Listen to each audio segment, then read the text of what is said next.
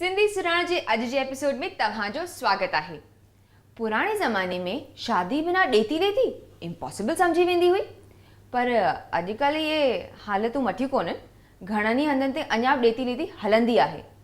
वॾा माइट इहे ज़िद कनि, घुर कनि, कॾहिं कॾहिं सम्झ में ईंदो आहे, पर अॼुकल्ह त young man have become so greedy.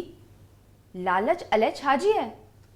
खैर, अॼु जे शख़्सियत सां तव्हां गॾजंदा उनखे अहसासु आहे त इंटरनेट सिंधियुनि खे ॻंढण में केतिरी कमाइती आहे।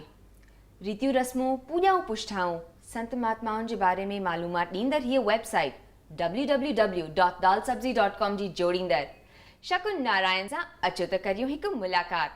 अॼु असीं मिली रहिया आहियूं शकुन नारायण कीमत राय सां। शकुन असांजी सिंधियुनि जी ख़ासि शख़्सियत आहे ऐं हूअ चेयरपर्सन आहे Women's Movement for Peace and Prosperity, जेको शुरू कयो वियो आहे टाइम्स फाउंडेशन जी तरफ़ां। हूअ केतिरनि ई संस्थाउनि सां जुड़ियल आहे, सोशल वर्क करे रही आहे। उन खां सवाइ हुन जो जेको वेबसाइट आहे दाल सब्ज़ी फॉर आत्मन, जंहिंजे वेबसाइट जो नालो आहे www.dalsabzi.com। अॼु मिलंदासीं हिन अहिड़ी शख़्सियत सां जेका इंटरनेट ते पंहिंजो धाको ॼमाए चुकी आहे। त तूं इहा वेबसाइट कॾहिं ऐं कीअं शुरू कई? दाल सब्ज़ी फॉर दी आत्मन खे शुरू कये मां समय ते 10-11 साल थिया हूंदा। उन खां अॻु में मां हिकिड़ी ॻाल्हि तोखे ॿुधायां आशा, त मूंखे जेका हीअ प्रेरणा मिली उहा मूंखे पंहिंजे माउ मां मिली। मुंहिंजी माउ मूंखे चयो त ॿियो तोखे तूं जेतिरो थी सघे न तोखे भॻवानु पैसो बि ॾींदो, सभु कुझु ॾींदो, पर तूं आसीसाउनि जे पुठियां वञिजांइ, उहो कमु कजांइ जीअं तोखे अंदरूनी तोखे आसीसाऊं मिलनि। त इन सोच सां मुंहिंजी माउ तमामु धर्मी ख़्यालनि जी हुई। त मां नंढी हुअसि, स्पेन में रहंदी हुअसि, तंहिंखां पोइ बॉम्बे में आयसि, त मूंखे चवंदी मां तोसां पिक्चर ते हलंदसि, तूं मूंसां सत्संग में हल। त उहो एनीवे सत्संग में वेंदी हुअसि त उन मूंखे महात्माउनि जो घणेई महात्माउनि जा मूंखे दर्शन थिया। उन्हनि खां मूं घणेई सुवाल पुछा, पर मेन सुवाल जो जवाबु जेको मूंखां पुछी रही आहीं उहो इहो आहे त पहिरीं मूं किताब लिखिया, छो त जेके पॉइंट्स मूंखे महात्माउनि ॿुधाया उहे मूं नोट कया डायरीज़ में। ऐं जॾहिं मूं ॾिठो त मूं वटि एतिरो सारो मसालो आहे किताब लाइ, त केतिरा किताब मूं पोइ लिखिया। जेके लेखक आहिनि से घणो करे सोचींदा आहिनि पहिरीं लिखूं ऐं पोइ उन जी रिसर्च कयूं। मुंहिंजे लाइ पहिरीं मुंहिंजी रिसर्च थी चुकी हुई, डायरीज़ में नोट थी चुको हो, तंहिंखां पोइ मूं किताब लिखिया। पर इन खां सवाइ मूं वटि जाम ॿियो एतिरियूं इंस्पायरिंग जेके प्रेरणा ॾियण लाइक़ु आर्टिकल्स आहे, जे मूं चयो इहे मां किथे लिखां। मुंहिंजा कॉन्टेक्ट्स मूं चङो ट्रैवल कयो आहे, पर उन टाइम ते ज़ालूं तमामु घटि वेबसाइट ते हुयूं। जॾहिं 10 साल अॻु त जेके थोरियूं घणियूं मुंहिंजूं साहेड़ियूं वेबसाइट ते हुयूं अराउंड द वर्ल्ड, उन्हनि खे मूं ॾियारी जे बारे में बि लिखियो, भई ॾियारी जो छा मतिलबु आहे, ऐं उन्हनि खे मूं वाधायूं बि ॾिनियूं। तंहिंखां पोइ जेके ॿिया ॾिण वार थिया, जेके ॿिया त्योहार आया, उन्हनि जे बारे में मां लिखंदी रहियसि। पर तंहिंखां पोइ हिकिड़ी इहा ॻाल्हि थी त जिन खे मां ईमेल इहो मोकिलींदी हुअसि उहे फॉर्वड कंदा विया पंहिंजनि फ्रेंड्स खे, ऐं उन्हनि मूंखे डायरेक्टली लिखियो त तूं असांखे पंहिंजे मेलिंग लिस्ट में डायरेक्टली शामिलु कर। त ॾिठुमि त मुंहिंजी मेलिंग लिस्ट वेई वधंदी। मां वियसि लिखंदी, छो त मूं वटि चङो, जीअं मां तव्हांखे ॿुधाए चुकी आहियां त महात्माउनि जे ज़रिए या किताबनि जे ज़रिए या लेक्चर जे ज़रिए मूं चङियूं इंस्पायरिंग ॻाल्हियूं कठियूं कयूं हुयूं। जॾहिं मूं हीअ सभु मोकिलियूं त तंहिंखां पोइ एतिरा मूं मेल्स मोकिलिया त ॾिठुमि त हाणे मां किथे हिननि खे किताब में त नथो थी सघे, छो त वेरिड सब्जेक्ट्स आहे, घणेई सब्जेक्ट्स आहे, उन में ॾिण वार बि हुआ, त किताब मुंहिंजा, त आर्टिकल्स हुआ, त मुंहिंजो त उहो मूं छा कयो, उन्हनि सभिनी खे कंपाइल करे पंहिंजे कज़िन जे हेल्प सां मूं हिकिड़ी वेबसाइट ठाही, जिन जो नालो मूं रखियो दाल सब्ज़ी फॉर दी आत्मन।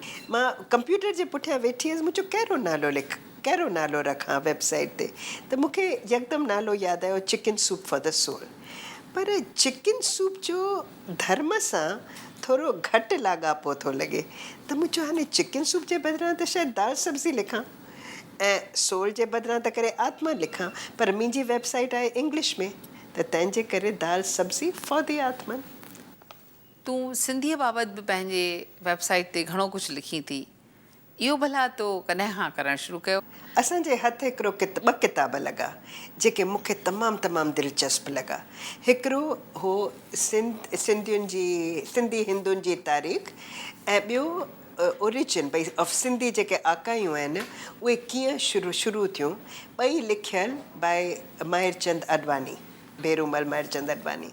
उहे सिंधी में हुयूं ऐं उहे फ़ोटो कॉपीड किताब असांजे हथु लॻा। त जॾहिं मुंहिंजो हस्बैंड थोरो सेमी रिटायर थियो, अॻु में त तमामु बिज़ी रहंदो, त मूं चयोमांसि तूं छो नथो इहो ट्रांसलेट करे, तुंहिंजी इंग्लिश बि सुठी आहे, सिंधी बि चङी अथई, त छो नथो इहे तमामु ऊचा किताब आहिनि, तमामु सुठा किताब आहिनि, तूं उन्हनि खे ट्रांसलेट कर। त उहे उन ट्रांसलेट कया ऐं उहे मूं पंहिंजे वेबसाइट ते विधा।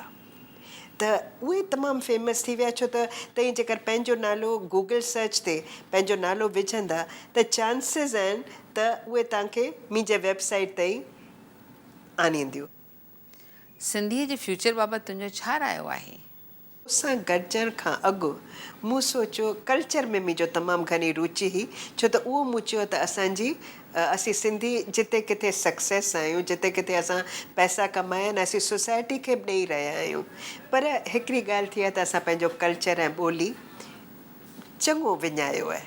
त मुंहिंजो वधीक पैशन हो कल्चर खे अॻिते वधाइण लाइ, पर तोसां गॾिजण खां पोइ मूंखे लॻो न, सिंधी खे बि थोरो जागृत करणु खपे। को बुज़ुर्ग जेकर पंहिंजे डेथ बेड ते हुजे, तॾहिं भले बीमार हुजे, त तॾहिं बि उनखे जाॻाइण जो कमु त असांजी को बि डॉक्टर कंदो, को बि जेको उनजो रिलेटिव हूंदो, जेको उनखे चाहींदड़ हूंदो, उहो कंदो। सिंधी ॿोलीअ खे वधाइण लाइ असांखे कहिड़ा क़दम खणणु ज़रूरी आहिनि?